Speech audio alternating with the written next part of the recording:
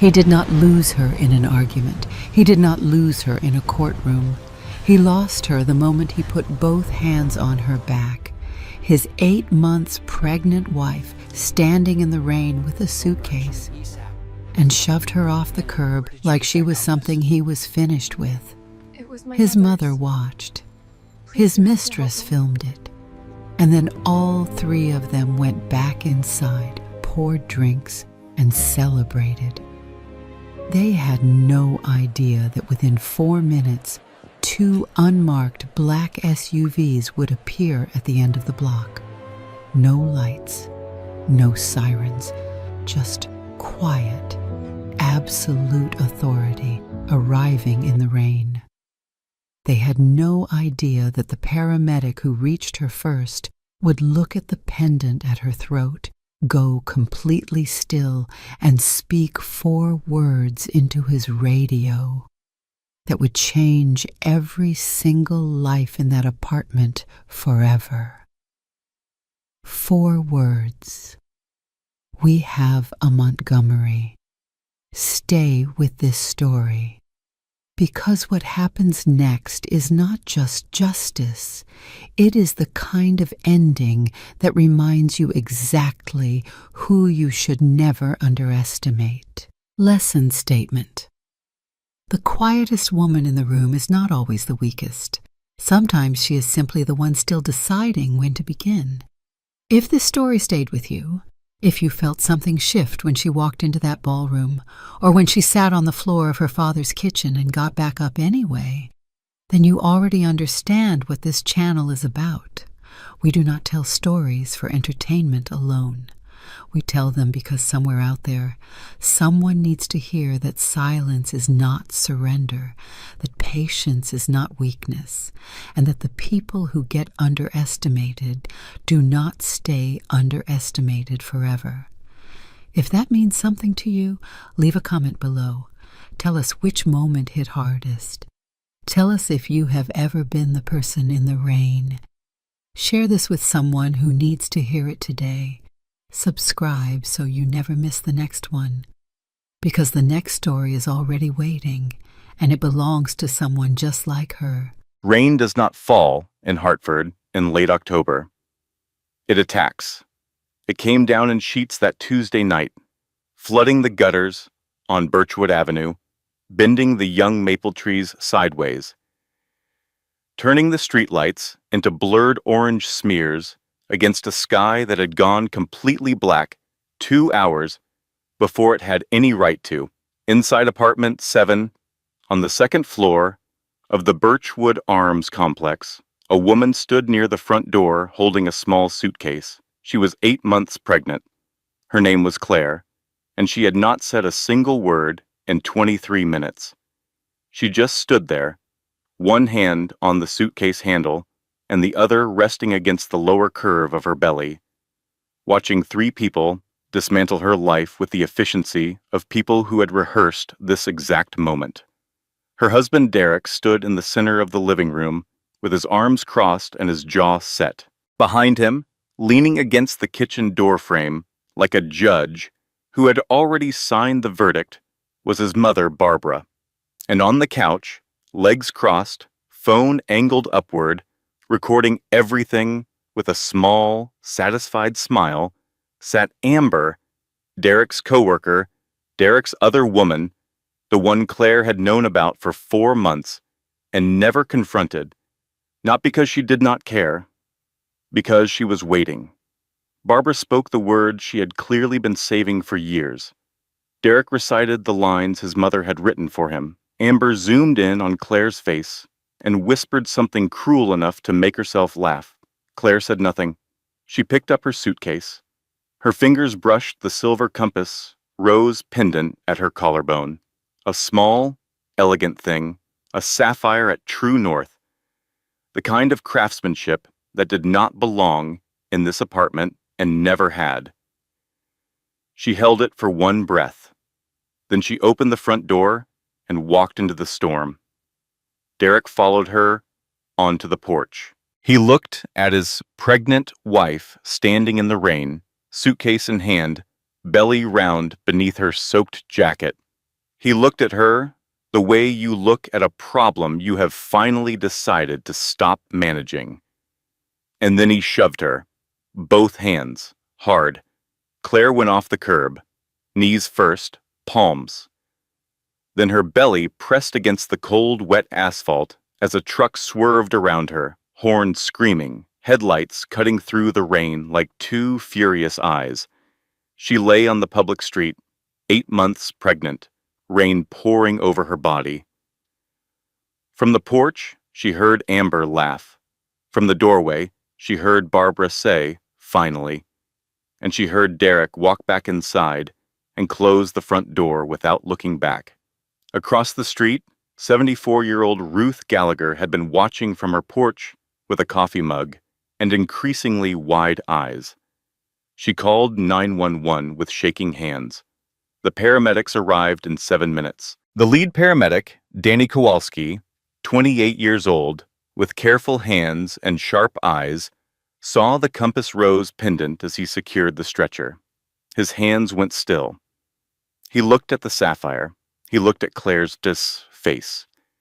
Then he stepped back and spoke into his radio, not the standard channel, in a voice that had gone very quiet and very focused, all at once. 4 words. We have a Montgomery. 2 black SUVs appeared at the end of the block 30 seconds later. No lights, no sirens, no markings of any kind. They moved through the rain with the quiet authority of something that had been waiting for exactly this moment. Danny's partner, Kevin, 24 years old and 11 weeks on the job, watched the SUVs pull in and said softly, "What is a Montgomery protocol?" Danny finished securing the stretcher and said, "You see those 2 vehicles that appeared out of nowhere?" Kevin said yes.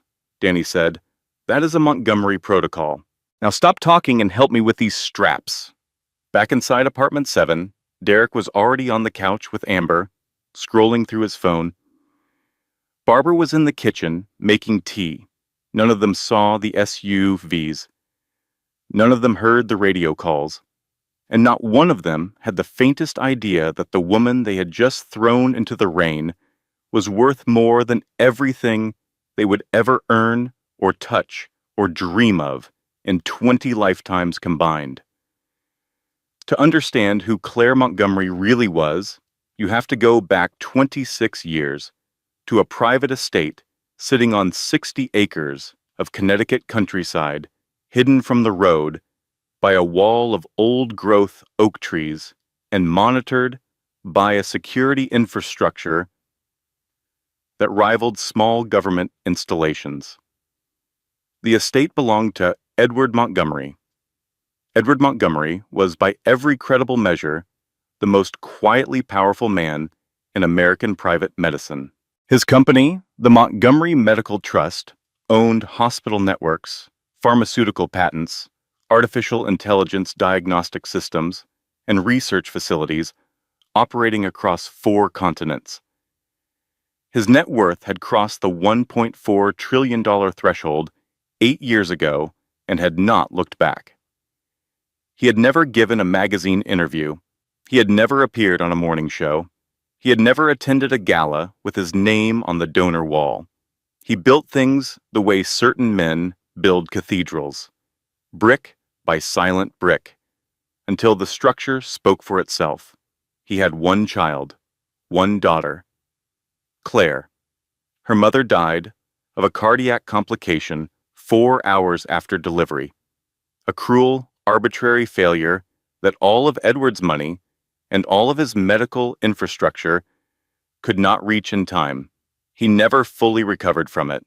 He never spoke about it to anyone who had not already lived inside that grief with him. What he did instead was raise his daughter, not with money, with presence. He drove Claire to school himself every morning until she was 16 and got her license. He sat with her at the kitchen table during homework, drinking coffee and reading reports, available without hovering. He coached her soccer team for 2 seasons, despite knowing almost nothing about soccer, and the team lost most of their games, and neither of them cared. He read to her before bed until she was 11 and told him gently but firmly that she could read on her own now. Thank you. He taught her chess in the garden and let her win until the afternoon she beat him honestly, and he smiled wider than he had in years. When Claire turned 16, Edward took her out to the garden on a Sunday afternoon in late May. He sat her down on the stone bench beneath the oldest oak tree on the property, and he placed something around her neck, a silver pendant, a compass rose with a single sapphire set at true north, the Montgomery family seal, handcrafted by a jeweler in Geneva who produced exactly 4 pieces per decade. He held his daughter's face in both hands and looked at her the way fathers look at the person who carries everything they love into the future. The world is going to test you, Claire Bear, he said. Over and over, people are going to want what you have and overlook who you are. But this compass, when you hold it, you remember something. You never need anyone's permission to know your own worth. Not mine, not theirs, not anyone's. You already know. Claire grew up soft, not weak. There is a profound and frequently misunderstood difference between those two things. Weak is what breaks under pressure. Soft is what absorbs the pressure and stays whole. She chose nursing school at 24. Edward offered to build her a hospital. She smiled and told him she would rather work in one first. He did not argue.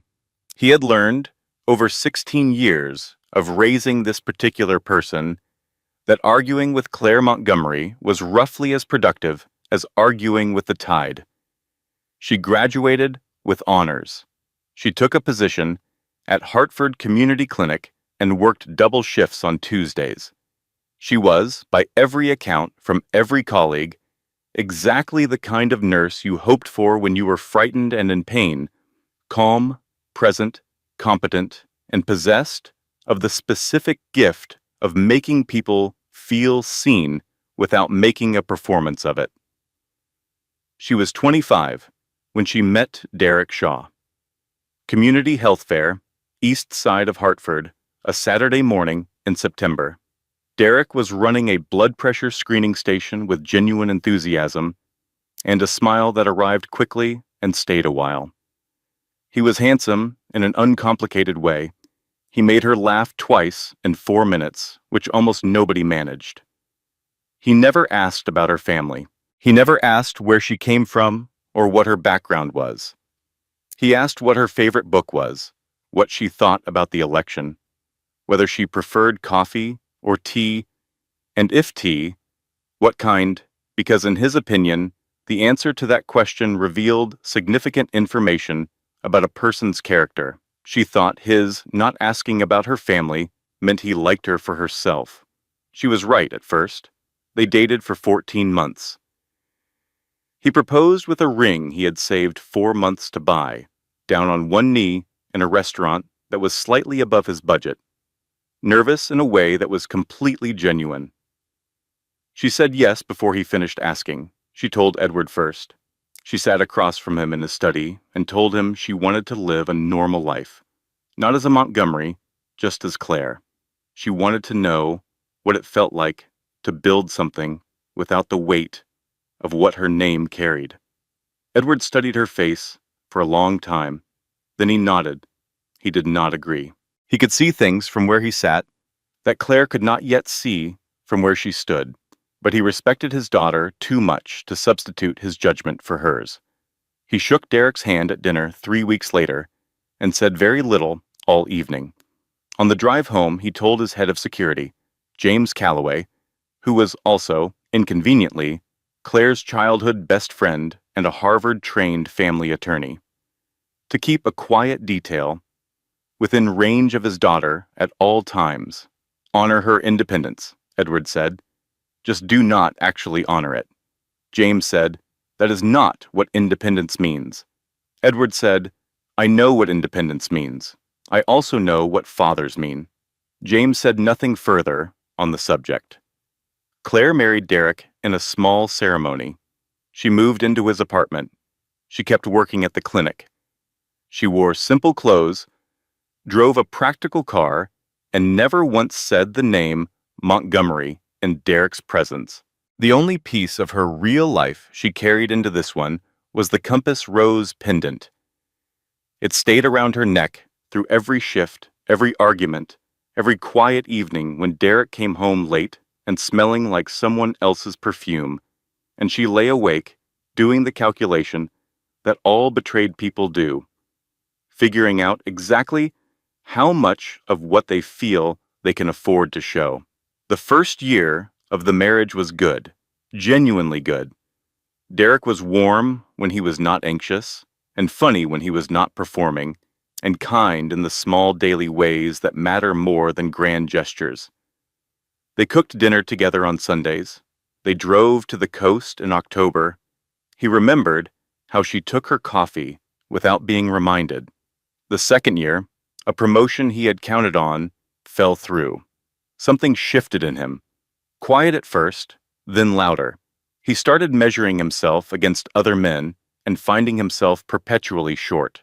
He started looking at Claire's steadiness and reading it, wrongly, as complacency, as if her peace was an accusation about his restlessness.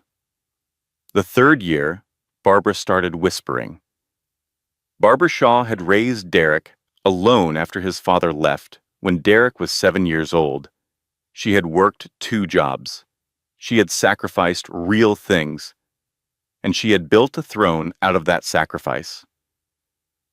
A throne she sat on in every room she entered, requiring constant acknowledgement of what it had cost her to be there. She controlled her son through guilt, through crisis, through the gentle, ongoing suggestion that no one else could possibly understand what he needed the way she did. Every decision Derek made ran through Barbara first. Every relationship he pursued required her approval, explicit or tacit. Claire required neither. From the very first Sunday dinner, Barbara looked at her daughter-in-law and recognized a problem. Not because Claire was difficult or demanding, because she was not. Claire was calm, unbothered. She did not react to Barbara's sharp comments about her cooking. She did not compete for Derek's attention. She did not seek Barbara's approval or flinch when she did not receive it. She just sat there, present and peaceful and entirely self-contained. And that drove Barbara out of her mind, because you cannot guilt-trip a woman who asks for nothing. You cannot manipulate a woman who does not react. Barbara had spent 40 years controlling every room she entered, and here was this quiet young woman sitting at her table and needing absolutely nothing from her.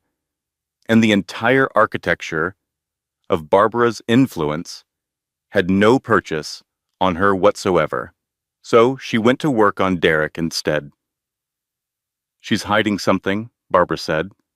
Over Sunday roasts and phone calls and casual asides at family gatherings, no woman with no background and no connections is that calm unless she has something she is not telling you. Why doesn't she ever talk about her family, Derek? What is she hiding under all that quiet?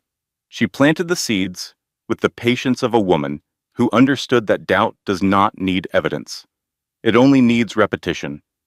And Derek, a man who had always measured his own worth by how much attention someone was willing to give him, who needed to be the most important person in a room to feel safe in it, was fertile ground. When Claire announced her pregnancy at the beginning of the third year, Barbara did not smile. She pulled Derek into the kitchen and said, "Are you certain that child is yours?" No evidence, no logic, just cruelty in a maternal costume. But she knew her son. Once doubt entered Derek Shaw's mind, it sat there like a splinter. Small at first, then infected, then impossible to stop thinking about. Then Amber Cole arrived. She transferred to Derek's office 8 months into Claire's pregnancy. She was sharp and loud and deliberate, and she wore her intention to be noticed like a second outfit. She identified Derek within 2 weeks. as a man carrying a significant amount of unaddressed resentment, and she offered to take it off him.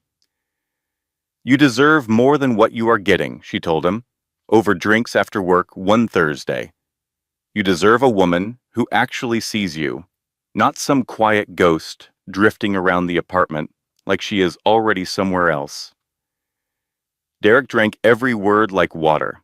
What nobody knew yet, what Claire would not discover until much later, was that Amber Cole had not stumbled into this assignment.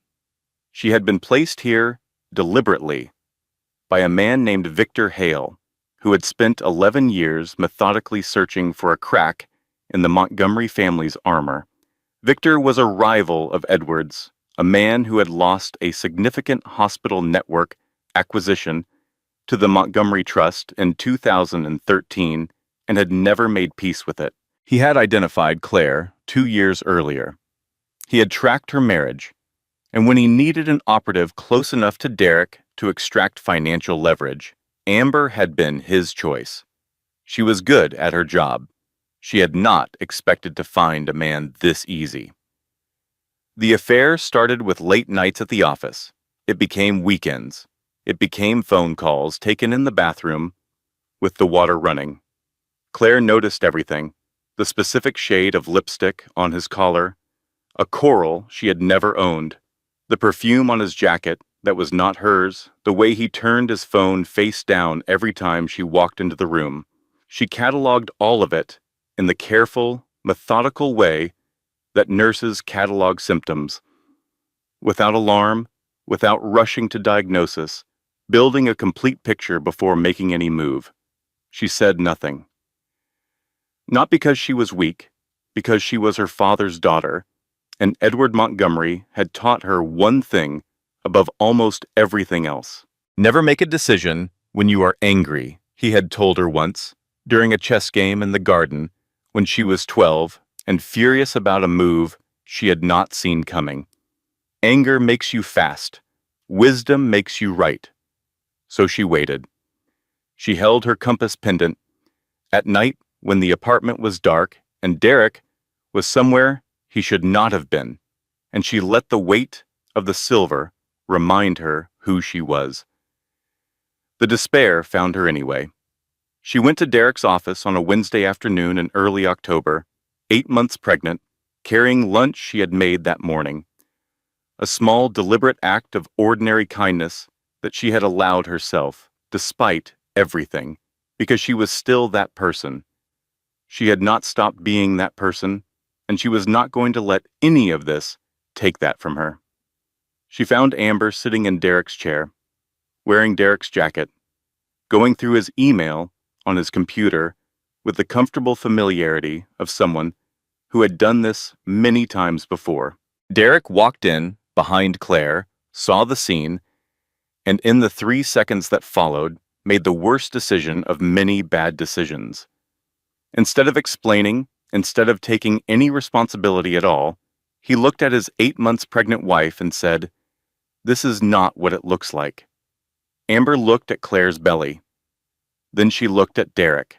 Then she looked back at Claire with an expression of amused contempt and said, "Honey, it is exactly what it looks like. We have been together 4 months." Claire stood completely still for 7 seconds. Then she said, "Okay." She picked up the lunch bag. She turned around. She walked to the elevator and pressed the button and waited for the doors to open with the concentrated focus of someone using every available resource to hold themselves together.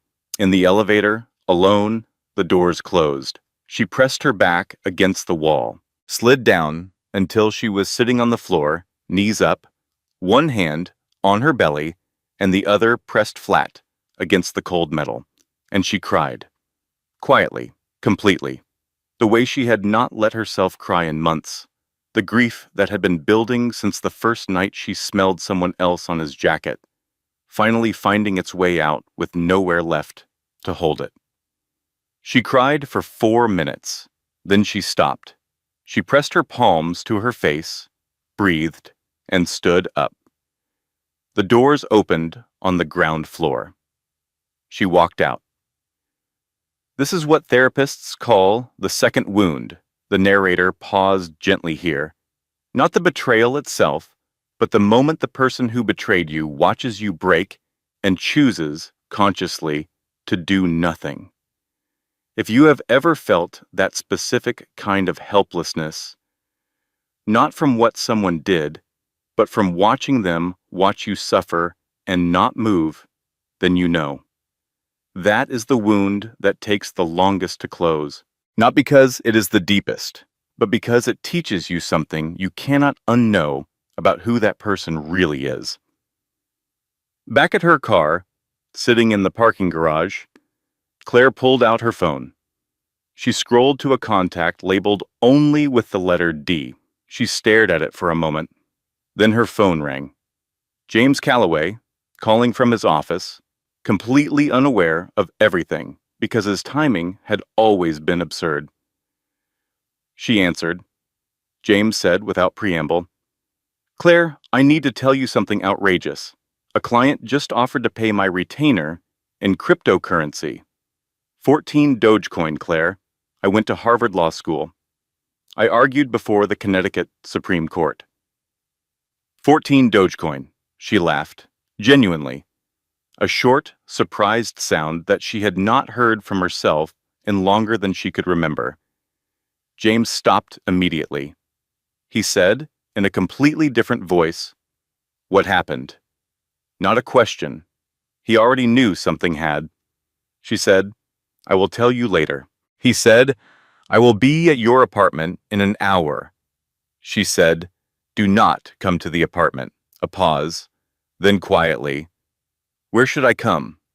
She thought about it. "The clinic," she said. "Meet me at the clinic." And she started the car. The coordinated removal happened 3 weeks later. Barbara arrived at the apartment on a Tuesday evening with Amber beside her, and the two of them moved through the rooms with the efficiency of a demolition crew, pulling clothes from the closet, sweeping Claire's things from the bathroom shelves into garbage bags, stacking boxes by the door with the organized momentum of people who had planned this and were enjoying the execution. Derek stood in the living room and delivered the lines his mother had written for him. "This is not working anymore. I want you gone tonight. I do not love you. I am not certain I ever did." Barbara handed him the final pressure point at the end. "Either she leaves by midnight or I am done helping with rent." Financial ultimatum dressed as maternal concern. The oldest move in her book. Derek nodded, like he had made this decision himself. Amber, sitting on the couch with her phone, said to Derek in a voice designed to carry, "Should I post this? People love authentic moments." Derek looked at her with an expression that was only slightly uncomfortable, which was somehow worse than if he had not been uncomfortable at all. He said, "Not yet." Amber shrugged and kept filming. Claire watched all of it. She watched 3 people erase her from a home she had built with her own patience and her own love, and she did not argue. She did not cry. She did not recite the history of what she had given to this marriage. The double shifts at the clinic so Derek could chase a promotion. The meals she cooked for Barbara, even after Barbara insulted them. The quiet, steady presence she had offered this man through every bout of self-doubt and professional disappointment. She picked up her suitcase. She touched the compass rose at her throat. She opened the front door. The rain hit her like a wall of cold water. She stepped off the porch carefully, one hand on her belly, the suitcase dragging through the pooled water on the sidewalk. Behind her, Barbara appeared in the doorway and threw a second bag, a garbage bag, full of whatever she had swept from the closet, into the front yard. It landed in a puddle and split open. Claire's clothes floated in the dirty water. A dress she had worn to their first anniversary dinner drifted into the gutter. Then Derek came out onto the porch. He stood there in the rain, shirt soaking through, and he looked at his pregnant wife struggling through the storm with her suitcase. He looked at her and did not feel shame. He did not feel anything that resembled a human conscience completing its function. What he felt in that moment was irritation that this was taking so long. He crossed the porch in 4 steps, and he shoved her, both hands flat against her back, hard, the kind of shove that is not a push, but a statement, a declaration. You are the obstacle, and I am removing you. Claire went off the curb, knees first, then palms, then her body pitched forward and her belly pressed against the cold, wet asphalt as a pickup truck swerved around her, horn screaming, tires shrieking against the slick road, headlights cutting through the rain. She lay face down on a public street, 8 months pregnant, rain washing over her, like the sky itself was trying to clean away what had just happened. From the porch, Amber laughed. From the doorway, Barbara said, finally. Derek walked back inside and closed the door. He did not look back. None of them did. Across the street, Ruth Gallagher, 74 years old, retired school teacher, 2 cats, a porch she used in all weather, and a moral clarity that had only sharpened with age, had been watching from behind her screen door with her coffee going cold in her hands. She called 911 with shaking fingers. Then she called James Calloway because she had his number from the parking ticket dispute 2 years ago, and she had never deleted it, and she had always had good instincts about who to call in a crisis. The paramedics arrived in 7 minutes. Danny Kowalski worked fast and carefully, the way good paramedics do, talking to Claire in a low, steady voice while his hands moved through their practiced sequence. He was securing the stretcher straps when he saw the pendant. His hands stopped. He leaned in slightly. Compass rose, sapphire at true north, the specific craftsmanship of something that was not purchased at a retail counter. He looked at Claire's face. Then he stepped back from the stretcher and switched channels on his radio. His partner Kevin watched this and said, quietly, "Why did you switch channels?" Danny said, "Stand by." Kevin said, "Danny, why did you?" Danny spoke into the radio. 4 words, clipped and precise. "We have a Montgomery." Kevin said, "What does that?" 2 black SUVs appeared at the end of the block. No lights, no sirens. Moving through the rain with the specific quiet authority of something that does not need to announce itself. Kevin said, "Oh." Danny said, "Yes, now stop talking." A man in a dark overcoat stepped from the lead vehicle, walked directly to the stretcher, looked at the pendant, and nodded once. He spoke 2 words into a phone and stepped back. The ambulance began moving. Kevin, in a very small voice, said, "Are we in trouble?" Danny said, "We are not in trouble. We are in the presence of something significantly larger than trouble. There is a difference." He paused. "We are also getting a raise, I think." Claire, conscious and barely responsive on the stretcher, her fingers wrapped around the compass, rose with a grip that had whitened her knuckles, heard none of this. She was somewhere quieter, somewhere deeper, the way the body goes when it has reached the outer limit of what it can hold and begins the quiet work of managing the essential things. Her breathing was shallow, her eyes were half closed, but her hand never let go of the pendant. Not for 1 second. The ambulance was rerouted before it reached Hartford General's main entrance.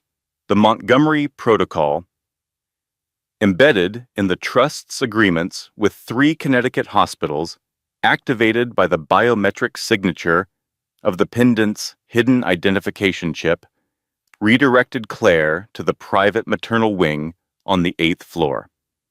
A suite funded entirely by the Trust and staffed by a hand-selected team of specialists who answered to 1 person. Nurse Patty Henderson had worked that floor for 22 years. She was 56, plain-spoken, had seen everything twice, and maintained opinions about everything she had seen. She had been present for the only other Montgomery Protocol activation in her tenure, a minor emergency involving a trust board member's wife years ago, and she had handled that one with the same brisk competence she brought to everything. She took one look at Claire as the stretcher came through the door, assessed the situation with the speed of someone who had spent 2 decades reading people in crisis, and turned to her team. "Everyone on this floor," she said, "just received a raise they do not know about yet. Act accordingly." The team moved. Claire was in a sealed suite within minutes. No name on the door. Climate-controlled, softly lit, monitored with the best equipment the trust's budget could specify, which was the best equipment that existed. Every nurse on the floor had signed a non-disclosure agreement on their first day. The corridor was secured. Patty sat beside Claire and took her hand and said, in the direct way she had with patients, "You are safe. The baby is stable. We are going to take very good care of both of you. Do you understand me?" Claire looked at her. She said, "Yes." Patty said, "Good." Then she said, "The man who did this to you, does he know where you are?" Claire said no. Patty said, "It is going to stay that way." She delivered Henry Edward at 3:52 in the morning. 7 pounds, 6 ounces, healthy, strong. He came into the world with one sharp cry that filled the private suite like a declaration. Something new has arrived, and it intends to stay. And then he settled. He was placed on Claire's chest, and he found her heartbeat, and matched his breathing to it, his tiny fingers curling against her skin, his whole body recognizing the person who had carried him through the storm. The room went quiet the way rooms do in moments that are irreversible and beautiful. The nurses stepped back. The monitors beeped softly. Patty stood at the door for a moment, watching, and allowed herself the small, private expression she reserved for moments like this. Something between satisfaction and reverence. Before she turned and went to update the chart, Claire pressed her lips to the top of her son's head. She whispered his name, Henry Edward, chosen before any of this. Named for her father before she knew she would need her father the way she was going to need him. She closed her eyes, for the first time in months. She breathed from somewhere deep. Edward Montgomery arrived just after 6 in the morning. He came alone. No visible entourage, though his security was there. They were always there, at a distance that honored his daughter's wish for independence while making clear that the distance had limits. He walked into the suite. He stood at the foot of the bed. He looked at the bruises on Claire's palms, the scrape on her knee from where she had hit the asphalt, the monitor leads, his grandson asleep on his daughter's chest. Fingers still curled around the compass rose pendant. He stood there for a long time and said nothing. Edward Montgomery had built an empire out of silence. He understood what it communicated in ways that words frequently did not. And in that moment, his silence was carrying something too large for any sentence to hold. Then he said quietly, "Hi, Claire Bear." She said, "Hi, Dad." He crossed the room and sat down in the chair beside the bed. He took her hand, carefully, around the IV line, and held it. He did not offer solutions. He did not begin the conversation about what would happen next. He simply sat there, present and still, and let his daughter know without saying it that she was no longer alone in any of this. "Sometimes," the narrator said gently, "the most powerful thing another person can do for you in your worst moment is simply arrive and stay. No agenda, no solutions, just presence. If you have someone in your life who knows how to do that, who can sit with you in the dark without trying to immediately turn on a light, hold on to them. They are rarer than any inheritance and worth more." They sat together, as the Hartford morning came gray and slow through the window, and Henry slept between them. And outside the hospital, the city moved through its ordinary Tuesday, as if nothing had happened. 3 miles away, Derek Shaw poured himself a bowl of cereal and watched sports highlights. Amber moved into the apartment that same week. Her clothes replaced Claire's in the closet. Her products replaced Claire's on the bathroom shelves. Barbara came over on Friday with a bottle of Prosecco and new throw pillows from the home goods store and the energy of a woman who had won something she had been pursuing for 3 years. They toasted. Derek accepted the congratulations of the people around him with the slightly dazed quality of a man who had gotten what he thought he wanted and was discovering that it did not feel the way he had expected. He told himself this was adjustment. He told himself it would settle. He tried to cook dinner for Amber on Saturday evening. This was not a skill he had developed during his marriage, because Claire had cooked and he had not volunteered to change that arrangement. He set off the smoke alarm, attempting pasta. Then again, with the garlic bread. Amber stood in the kitchen shy, waving a dish towel at the smoke detector, and when the alarm finally stopped, she looked at Derek and said, "She did this every night?" Derek said, "She made it look easy." There was a pause. Neither of them said anything else for a while. At the hospital, Claire healed. She spent 4 days on the 8th floor while her body recovered and Henry grew stronger, and Patty Henderson ran her corridor with the brisk authority of someone who had not spent 22 years doing this to be questioned about it now. On the 3rd day, Patty brought Claire a cup of tea that was actually good, a fact Patty acknowledged had required significant effort given what passed for a kitchen on a hospital floor, and sat in the chair across from her and said, "You are going to be fine, you know." Claire said, "I know." Patty said, "I have watched a lot of women come through a version of what you came through. The ones who know they are going to be fine before anyone tells them. They always are." Claire looked at her and said, "Have you always been this direct with patients?" Patty said, "I have been this direct with everyone since 1991. It has caused some friction over the years. I have no regrets."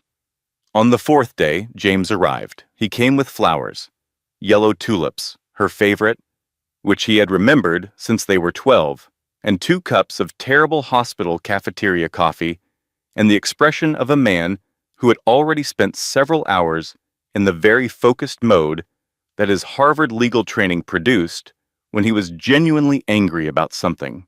He set the flowers on the windowsill. He handed her a coffee. He sat down. Claire said, "I have not even told you everything yet," James said. "Ruth Gallagher called me the night it happened. Your father called me 6 minutes later, and before I drove to the hospital, I watched the video Amber posted online, the one from that night. Before she took it down, she posted it for approximately 6 minutes before someone advised her this was a significant mistake." He paused. "I have a copy. Fully authenticated. Time-stamped." Claire said. "She posted it." James said, "She did?" He set down his coffee. "Claire, I have to ask you something, and I need you to answer me honestly. Are you ready to let me do my job?" She looked at him for a moment. Henry was asleep in the bassinet beside her. The compass rose pendant rested at her collarbone, its sapphire catching the morning light. She said yes. James nodded. He said, "Then here's where we start." They talked for 2 hours. When he left, James walked down the 8th floor corridor with the specific energy of a man who has identified a clear path forward through a complicated problem and is looking forward to the work. Patty Henderson watched him go from the nurse's station and said, "To no one in particular, I give that man 3 days before something significant happens." It took 4. James filed for emergency protective custody of Henry on a Thursday morning. The evidence was unambiguous. The time-stamped security footage from the building across the street, which had cameras covering the Birchwood Arms entrance and had been subpoenaed within 48 hours of James filing. The authenticated copy of Amber's 6-minute video, the medical records documenting Claire's injuries and Henry's premature stress indicators, the paramedic report. The judge reviewed the submission on Friday afternoon and granted immediate temporary sole custody to Claire before close of business. James sent Claire a text message that said, "Only done." She read it sitting in the garden at her father's Connecticut estate, Henry asleep in a bassinet beside the stone bench, the same bench where Edward had given her the pendant 9 years ago. The oak trees were moving in the October wind. The light was low and golden. She allowed herself, for the first time since the night of the storm, to feel something that resembled safety. She called James. She said, "Thank you."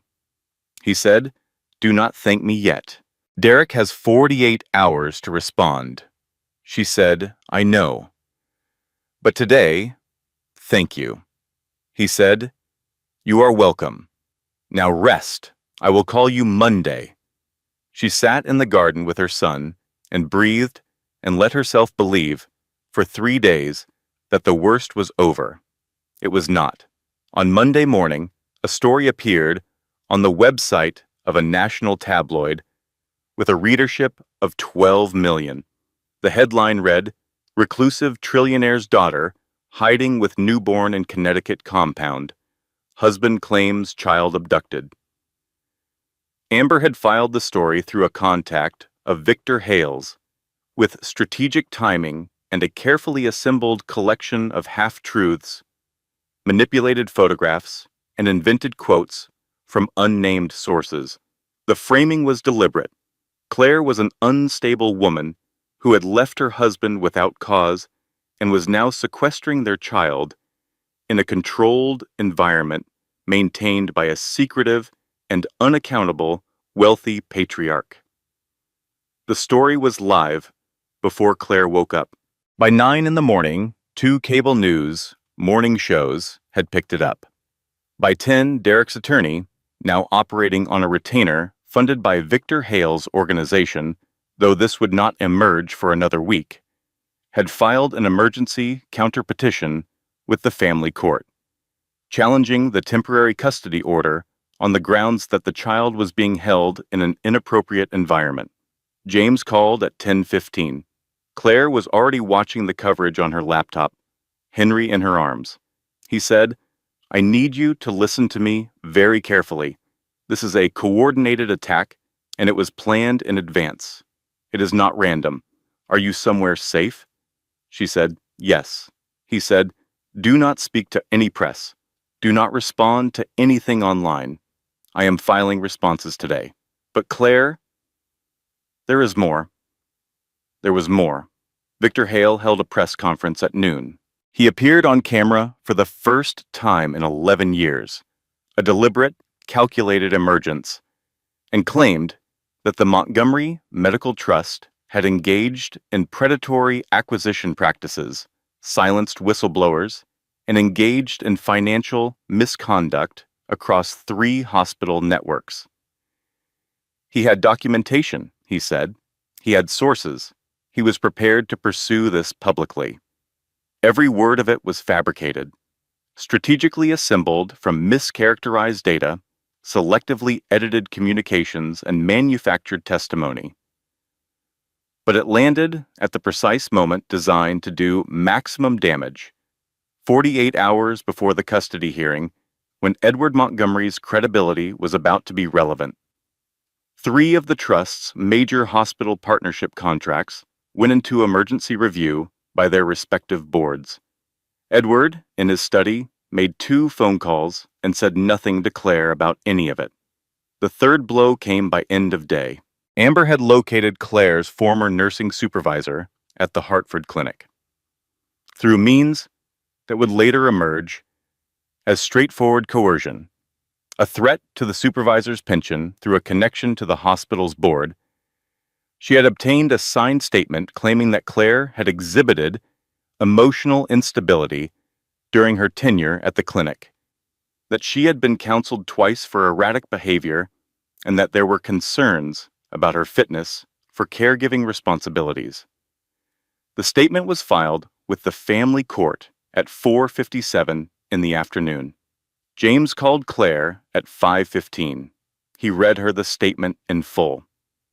She sat down on the kitchen floor of her father's house. She sat there for a while without moving. Henry was in his bassinet across the room. The compass rose rested at her collarbone. Through the window, she could see the garden, the stone bench, the oak trees, the exact spot where her father had told her she would never need anyone's permission to know her own worth. She held the pendant, she breathed, and she made a decision. "Here's what nobody tells you about fighting for yourself," the narrator said. "Sometimes the first win is bait. The real fight comes after, when you are exhausted, and they are not, when you thought it was over, and they reveal it was never close to over. The women who survive this are not the ones who are never afraid. They are the ones who feel the fear completely and then decide, consciously, deliberately, that tired is not the same as finished." She got up off the kitchen floor. She called James. She said, "Tell me what we need." Edward did not hold press conferences.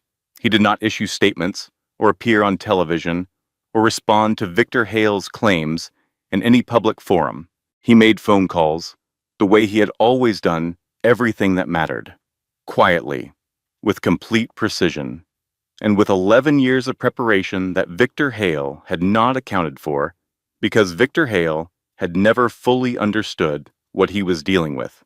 The defamation suit landed on Victor Hale's attorney's desk at 8 in the morning, the day after the press conference. It was accompanied by a document package containing 11 years of compiled evidence, surveillance records, financial interference documentation, business harassment patterns, and 3 separate instances of attempted corporate espionage against the trust, all cataloged and cross-referenced and waiting for exactly this moment. The 3 hospital partnership contracts that had gone into emergency review received counter-documentation packages from the trust's legal team by early afternoon. The packages were thorough enough that all 3 boards reinstated their contracts before the close of business. Edward's team identified the coercion mechanism used against Claire's nursing supervisor within 36 hours. The supervisor, when contacted by a separate investigator and informed that her pension was not in fact at risk and that the threat used against her was fraudulent, recanted her statement immediately and filed her own complaint, naming Amber Cole as the source of the coercion. The recantation was filed with the family court the following morning, and a federal investigation into Victor Hale's financial practices, which had been building quietly for 2 years through a separate agency entirely unrelated to any of this, received a motivated referral that moved the timeline forward by approximately 18 months. James, watching all of this from his office over 3 days, called Claire on Wednesday afternoon. He said, "Your father dismantled an 11-year coordinated campaign in approximately 4 business days." Claire said, "He has had the file since the 2nd year." James said, "The 2nd year of what?" Claire said, "Of Victor's campaign. He identified Victor's interest in 2015 and has been documenting since then." There was a pause. James said, "I went to Harvard Law. I have been practicing for 9 years. I want you to know that I am sitting here, eating a sandwich, and feeling genuinely humbled." Claire said, "He respects you enormously, James." James said, "He has a strange way of showing it. He is making everything I do look decorative." Claire laughed. James said, "There she is." He said it quietly, with the warmth of someone who had known her since they were children and understood what her laugh meant when it had been missing.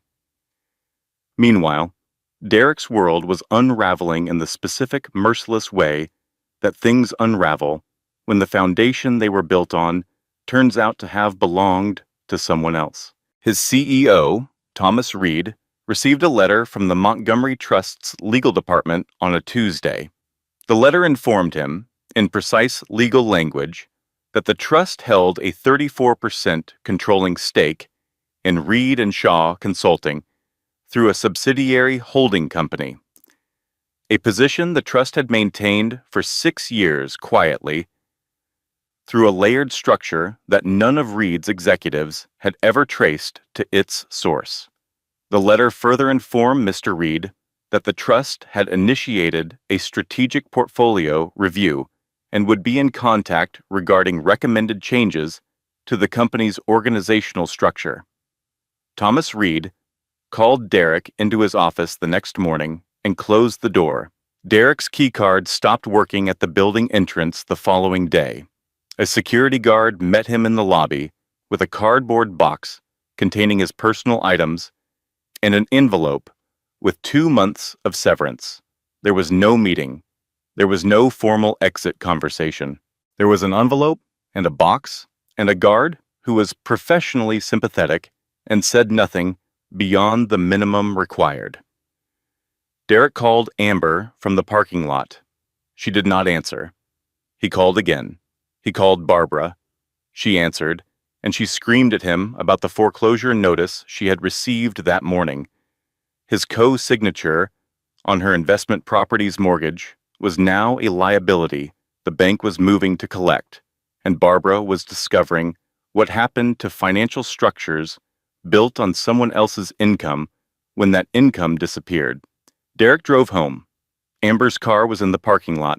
He went upstairs. Her suitcases were lined up by the door. He stood in the doorway and looked at them. Then he looked at her. She was pulling a coat from the closet with the efficient focus of someone who has already made their decision and is simply executing it. He said, "Amber, please." She looked at him, the same flat, indifferent gaze she had once aimed at Claire from the couch. She said, "I did not sign up for this." She walked out the front door with her bags. Nobody shoved her. She left entirely on her own terms, the way people like Amber always do. Present when the table is full and gone the instant the plates are cleared. Derek sat down on the couch in an apartment that now contained only himself and a leaky faucet and the slowly accumulating evidence of every choice he had made. Outside, it was raining. Edward made one phone call to the Hartford Children's Medical Foundation. The Montgomery Trust, he said, would fund the entire new pediatric wing. Every room, every piece of equipment, every dollar. $200 million committed immediately on one condition. His daughter would present the donation in person at the annual charity gala in front of everyone. The gala was 3 weeks away. The foundation's executive director agreed before Edward finished the sentence. The night came like a verdict the city had not known it was waiting for.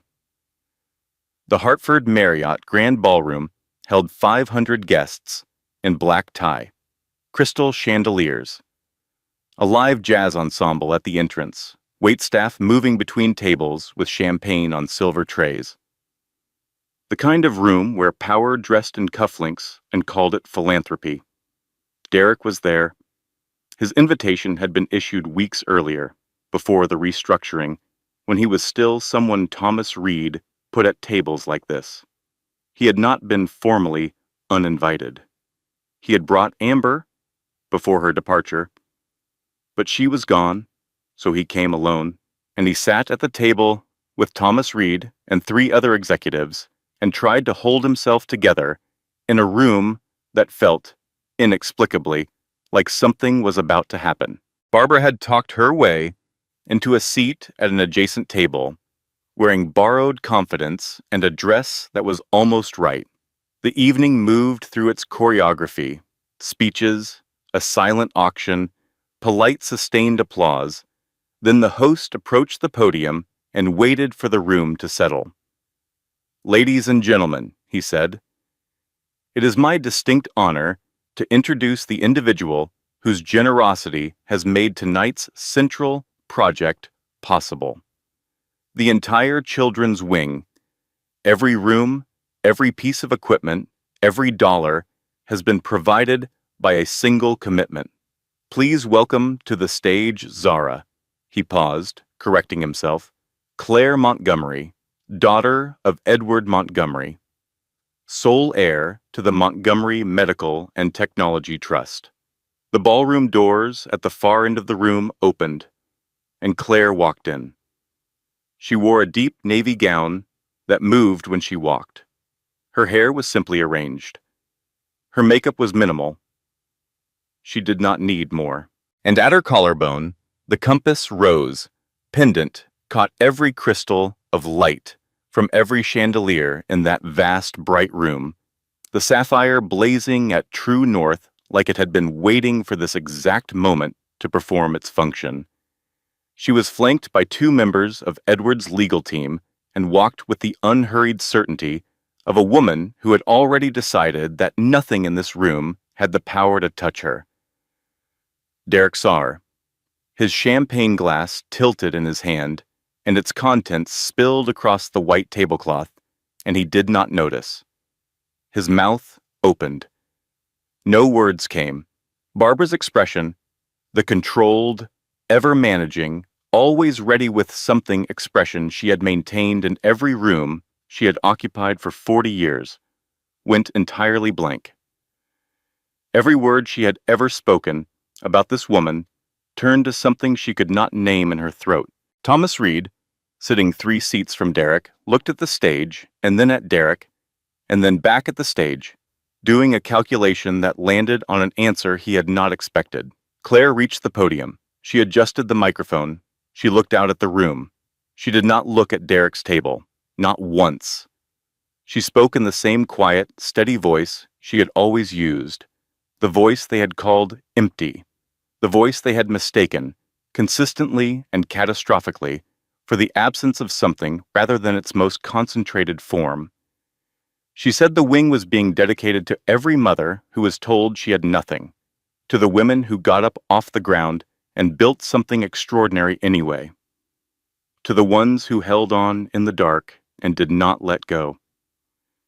She spoke about her son. She did not say his father's name. She touched the compass rose pendant.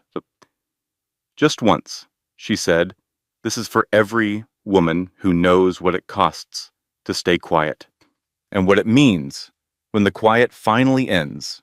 500 people rose. The applause was thunderous. Through that wall of sound, Derek pushed back his chair. He moved toward the stage, pushing between tables, saying her name. Claire. Claire, please. I did not know. You have to let me explain. I did not know who you were. 2 of Edward's security personnel stepped into his path before he reached the 30-foot mark. They did not touch him. They simply stopped moving, and Derek stopped too, because there was nowhere to go. And the wall he had run into was built from every decision he had ever made in this story. Claire turned. She looked at him from the stage, not through him, at him. She saw him completely. The man she had married, the man she had loved, the man who had put both hands on her back and shoved her off a curb while she carried his child. She saw all of it, and she held all of it, and her face held no anger and no hatred and no satisfaction. She said 4 words, quietly, clearly, for him alone. I already forgave you. And she turned and walked off the stage. Forgiveness was not what Derek had prepared for. Rage he could have worked with. Hatred would have given him something to push against. But forgiveness, real, complete, offered without transaction by a woman who owed him nothing and needed nothing from him, was the thing that broke him entirely, because it took away the last story he had been telling himself. The story where she was damaged and he was owed something. The story where this was complicated. It was not complicated, and her forgiveness made that undeniable. James met Claire in the side corridor as she came off the stage. His face was wrong. She said, "What happened?" He said, "Derek's attorney filed an emergency motion 2 hours ago. The custody hearing has been moved to tomorrow morning, 9 a.m. They are claiming the estate is an inappropriate environment. They submitted photographs of the security infrastructure. They are calling it a controlled compound." She looked at him. He said, "If we do not have a complete evidentiary response filed before 9 a.m." She said, "Do we?" He said, "I have been working on it since 4 this afternoon. It is almost ready. I need 2 more hours." She said, "Then go finish it." He looked at her. He said, "Claire," she said, "James, go finish it. I will be there at 8:45. He went. She stood in the corridor for a moment, alone. The sound of 500 people, applauding, leaked through the wall behind her. She held the pendant. She breathed. She walked to the car where her father was waiting with Henry, and she held her son, and she did not sleep that night. And when the alarm went off at 6 in the morning, she was already dressed.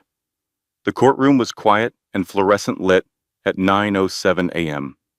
Derek's attorney presented the estate security documentation first: the cameras, the personnel, the perimeter infrastructure.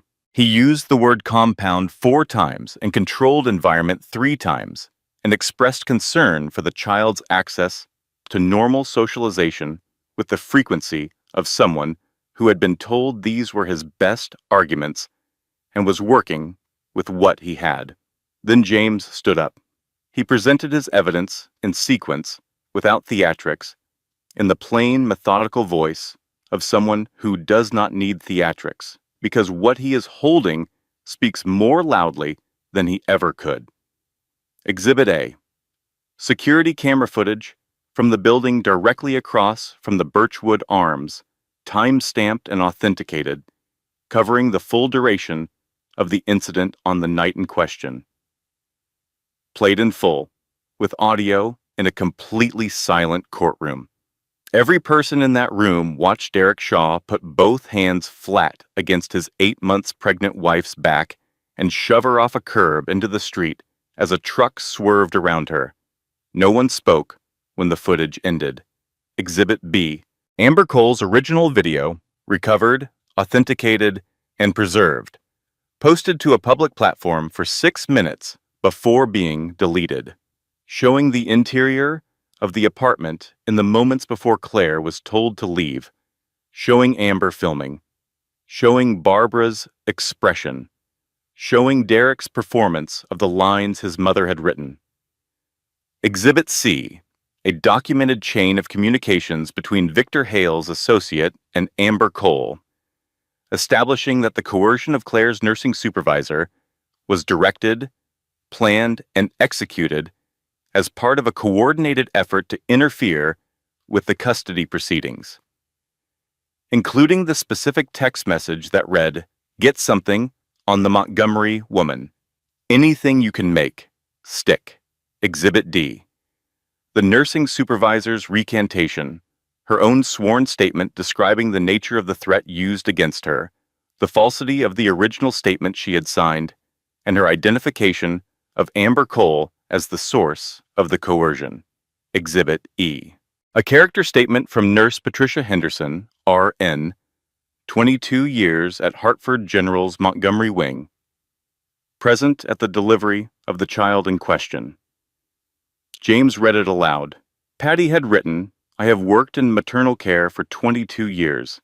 I have watched women in every kind of crisis imaginable. Claire Montgomery is the calmest, most present, most consistently focused mother I have encountered in a delivery room. She was shoved off a curb at 8 months pregnant in a rainstorm, was brought to our floor in serious condition, delivered a healthy son 4 hours later, and the first thing she did when she could speak clearly was ask whether the baby had everything he needed, not whether she would be all right, whether he would. Her son is fortunate. Whatever environment he is raised in with her in it is, by definition, an appropriate one. The courtroom was very quiet when James finished reading. Derek's attorney shuffled his papers. He said nothing. The judge looked at the documentation for a full minute before speaking.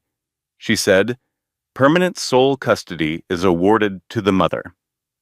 The father may petition for supervised visitation in no fewer than 18 months, contingent upon demonstrated and documented behavioral change.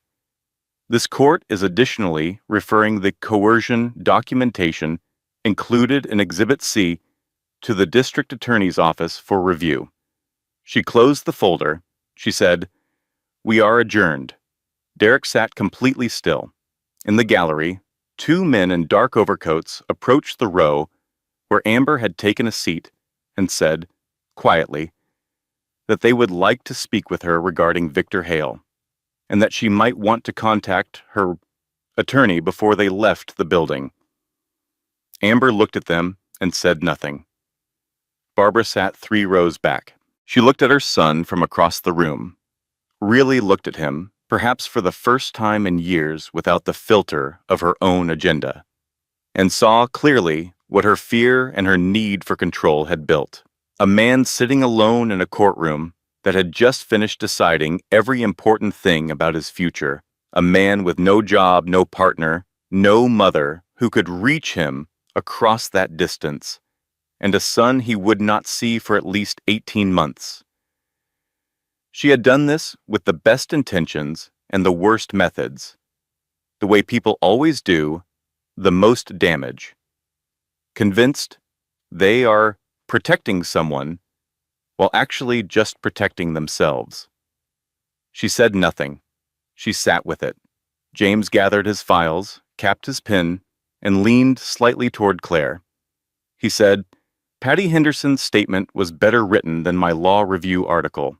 Claire said, "She told me she has been waiting 22 years to write something like that." James said, "I'm going to send her flowers." Claire said, "She told me if anyone sends flowers, she will return them and ask for a donation to the nurses' union instead." James said, "I am going to make a very significant donation to the nurses' union." They walked out of the courtroom together into a gray November morning, and Claire carried Henry on her chest in the carrier she had put on before they left the house, and he slept through all of it. The drive, the courthouse, the verdict, the entire complicated machinery of his parents' story, with the uncomplicated piece of someone who does not yet know that the world is difficult because the person holding him has decided it is her job to give him time before he needs to. 6 months later, early April, Connecticut. The oak trees had come back green after a long, colorless winter. The air on the Montgomery estate smelled like cut grass and the particular quality of quiet that exists in a place that has known you since before the world had opinions about you. Claire sat on the stone bench, the same stone bench where she was 16 years old and her father placed a compass around her neck and told her she would never need permission to know her own worth. The bench was cool in the April morning, and the light was coming at that low angle that makes everything look slightly more significant than usual, the way early spring light does, like the world is making an effort. Henry was 7 months old.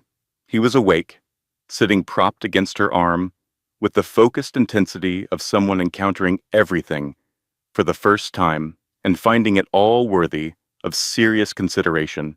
A bird in the oak tree above them, the movement of shadows on the grass, the pendant at his mother's collarbone, which he had located with the unerring radar of babies for shiny objects and gripped with both hands. His fingers were wrapped around the compass rose. Claire let him hold it. She looked at his hands, small and certain and completely themselves. Edward came out of the house with 2 cups of coffee. He walked across the garden without hurrying, the way he did everything, and sat down beside his daughter on the bench. He handed her a cup. They watched Henry together for a while. Then Edward said, "He has your mother's hands." Claire looked at her son's hands. She had never seen a photograph of her mother's hands. She had asked once, years ago, and Edward had found one. A single photograph, her mother laughing at something, hands in motion, and shown her, and then carefully put it away. She filed this observation away the way she filed everything her father said about her mother, like treasure discovered slowly, in pieces. She said, "Tell me something else about her." Edward said, "She would have sat on this bench with him. She sat here every morning when the weather allowed it.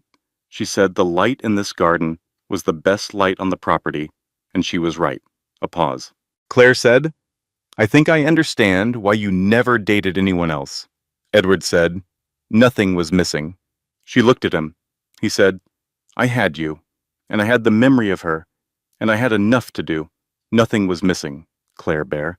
Henry made a sound, not quite a word, but shaped like one, the beginning of the architecture of language, and tightened both hands on the compass rose pendant with a conviction that suggested he had decided it was his now.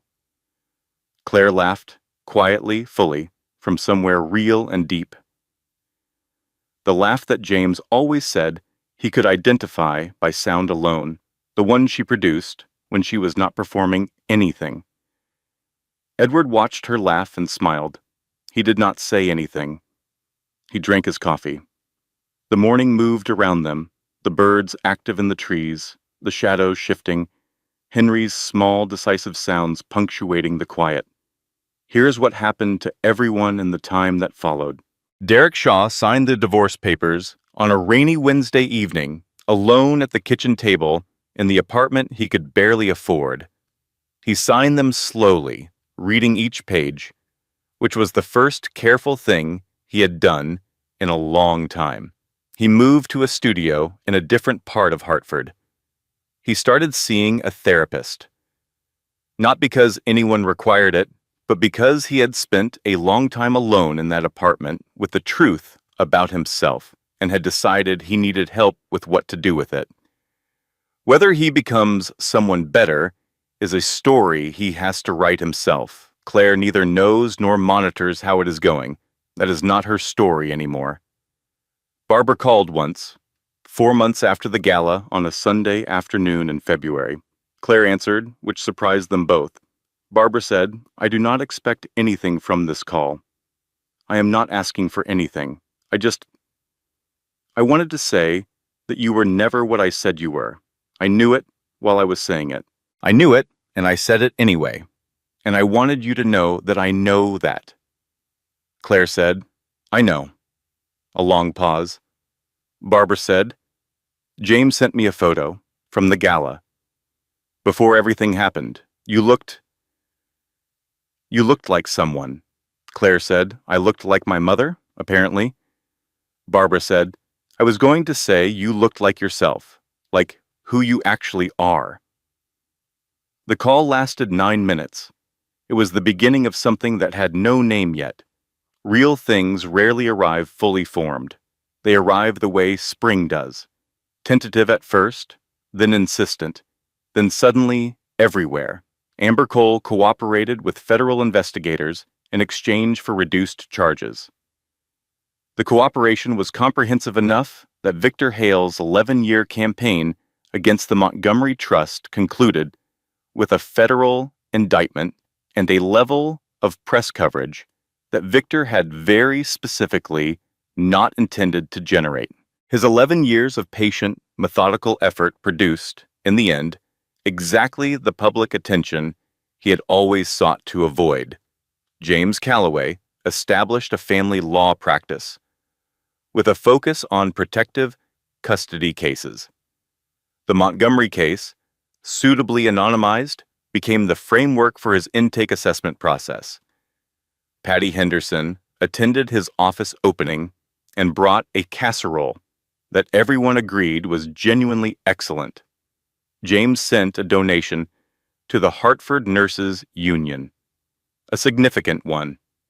Patty acknowledged this with a handwritten note that read, "Appropriate." She underlined the word twice, Henry Edward Shaw Montgomery. He would carry both names because Claire had decided the name was not the man, and her son deserved to make his own accounting of his father someday, with full information. Grew stronger every week. He had his mother's eyes. He had his grandfather's hands, according to Edward, or his grandmother's, according to the photograph in the drawer. He had his own expressions, his own tempo, his own particular way of examining the world with an attention that suggested he intended to be here for a while and was not going to miss anything. He held the compass, rose, pendant, every morning in the garden. Claire led him. On the stone bench, in the April light, with her coffee going warm in her hand, and her father beside her, and her son's small, certain fingers around the silver compass at her collarbone, she thought about what she would tell Henry when he was old enough to ask about this story. She thought about it for a while. She decided she would tell him the truth, all of it, not as a lesson, and not as a cautionary tale, and not as an explanation of anyone's failures, just as the truth, which was that his mother had loved someone, and that love had not protected her from being hurt, and that she had been hurt very badly, and that she had held on to the one thing she had always known about herself, and that it had been enough. Not because she had a powerful father, or a loyal friend, or a nurse who wrote clearly and without sentimentality. Those things had helped. They had helped enormously. But the holding on that had come from her. She would tell him that silence is not the absence of power, that sometimes silence is power in its most concentrated form, a force that does not need volume or performance or anyone watching to be real, that the people who misread it, who look at a quiet woman and see submission, who look at softness and call it weakness, who look at stillness and assume there is nothing underneath it, those people are not seeing clearly. They are seeing what they need to see to keep believing what they already believe. And that is their limitation, not hers. She would tell him that the compass does not need to be loud to point true north. It just needs to be held. Edward said, "What are you thinking about?" She said, "What I am going to tell him about all of this. When he is old enough." Edward said, "What are you going to tell him?" She thought about it for one more moment. She said, "I am going to tell him that his grandmother gave his grandfather a compass, and that his grandfather gave it to his mother, and that his mother held on to it when everything else was gone, and that it worked." Edward looked at her, then he looked at Henry, who was still gripping the pendant with both hands with the focused satisfaction of someone who has acquired something important. Edward said, "That is a good story." Claire said, "It is a true story." He said, "Those are the best kind." Henry made another sound, louder this time, emphatic, the sound of a person who has something to say and is working on the equipment to say it. He looked up at the oak tree above them with an expression of profound concentration. The wind moved the branches, the light shifted, the morning continued, and in the garden that had known Claire Montgomery since before the world had any opinions about who she was, a woman sat on a stone bench with a compass at her throat, and her son in her arms, and her father beside her, and the particular stillness of someone who has not given up, who has not retreated, who has not become small or bitter or cautious in the way that people become when they survive something terrible, the stillness of someone who has arrived. The people who underestimated her did not just lose, they did not just regret, they shattered, down to the last story they told themselves about who she was. And she was here, still here, quietly, completely, irreversibly here. If something in this story found you, if you recognized yourself in the way she stood in the rain, or the way she held on in the dark, or the way she sat across from people who told her she was nothing and said nothing back, then you already know what she knew. The compass does not need to be loud. It just needs to be held. Editorial disclaimer. The story you just heard was researched, constructed, and manually edited by our team, built from the ground up to carry meaning, not just drama. Every character, every scene, and every lesson was shaped by hand, with intention, for you. We believe the stories we choose to tell reflect the values we choose to live by. Thank you for listening.